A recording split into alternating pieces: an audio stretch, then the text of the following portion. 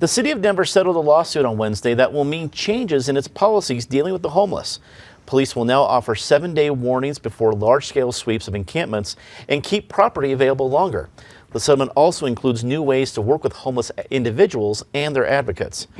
Nick, homelessness has been a huge issue in Colorado politics. What do you think of this settlement? Does it move the needle one way or the other? Yeah, so I turned to my colleague Andy Kenny, who covers the City Hall for us, for his insights. And what he told me was that this is going to be the biggest victory for advocates for people who are living in homelessness at the moment. But what we're going to see in the upcoming election is another ballot initiative that would more codify some of the ways Denver manages these people.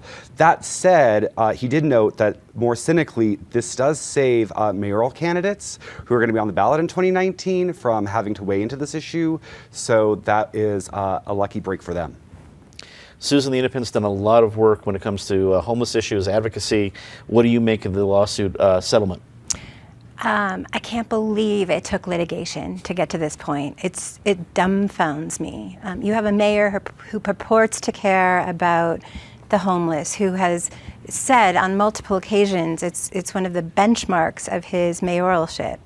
And they have gone out for years. And I want to note that there have been citizen journalists in this city, including homeless people, who have chronicled these sweeps. So just this element of surprise, you're homeless, you're in an encampment somewhere, and the police, with no notice at all, come and raise this place where you live. And it's humane, and it's inhumane, and it's pretty atrocious, I would say. So, you know, it's not a done deal yet. Apparently, the city council, a judge and a city council need to approve this. But, you know, I don't agree with Nick that, you know, it saves these council candidates or even the other mayoral candidates from having to talk about it. I think they're chomping at the bit to talk about it. And I think this type of callousness from this administration and this police department will be a major issue in this campaign. Patty, does this strengthen or weaken the campaign for the Right to Rest initiative that's on the Denver ballot for May? It just adds to it, because even though this looks like it's going to be settled, and speaking as someone who was just given 7 days to clean up her office, I could say 7 days is perfect for a sweep. It gives you time to, fair warning. But there's no question that homelessness and how the city is dealing with it, whether through this settlement, whether fighting the right to rest, this is going to be a huge topic in the next 2 months as we go into the mayor's race. There is nothing, except maybe affordability, and that plays into this, that is more on people's minds when they look at the optics of this city. Can we help people experiencing homelessness? Do we sweep them out of sight? What does it mean that so many people are on the streets? These are questions that every single mayoral candidate is going to have to address. Craig, wrap it up for us. You have a lot of experience as an attorney within the city.